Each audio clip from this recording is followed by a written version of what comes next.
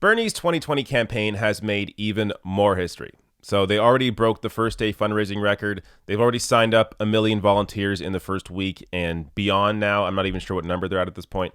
But the campaign is now also the first major party presidential campaign to unionize. So this announcement from Bernie Sanders.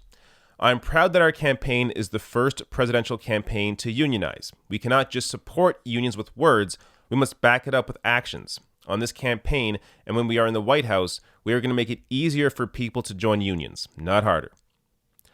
So, in case there was any doubt of Bernie's dedication to labor rights, he has embraced a union within his own campaign, the first presidential campaign to do so. Now, I saw some comments on this story. I'm not sure if they were trolling or not, saying that because his campaign has formed a union, that must mean that they are being mistreated. People need to understand, unions are not just for workplaces where the staff is being mistreated. Unions should be for every workplace. It gives you bargaining power for pay and benefits.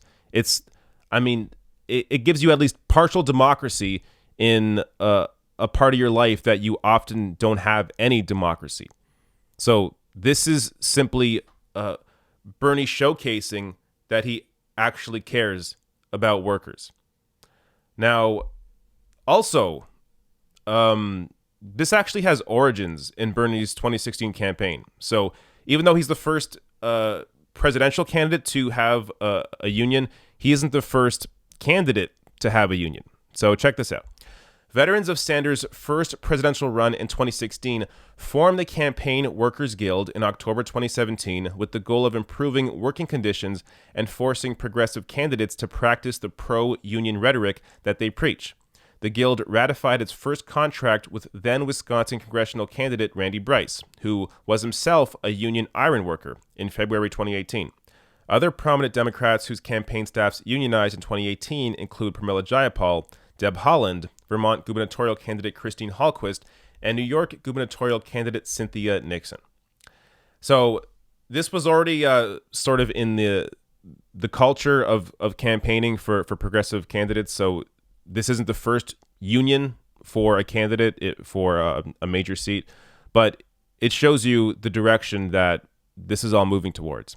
And it's incredibly positive to see this and to have a presidential candidate embrace a union like this, because it now puts pressure on the other candidates in the race.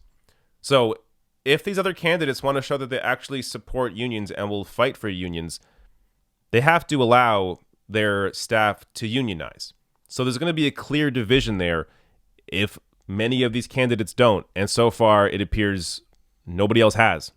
So we're going to see if anybody else, if any other candidate, any other campaign actually takes up this challenge and does form a union.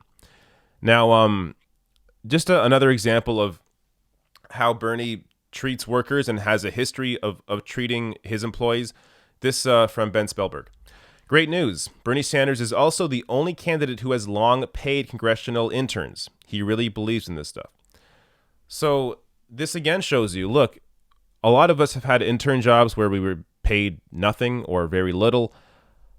Having somebody in Washington pay their interns properly when you have this entire, it's kind of disgusting how the whole system works, because oftentimes the only people that can take unpaid internships are people that are already privileged, people that can afford to work for free. So people that can afford to work for free are going to take these internships, and they're going to have a leg in the door that many people just can't afford to have.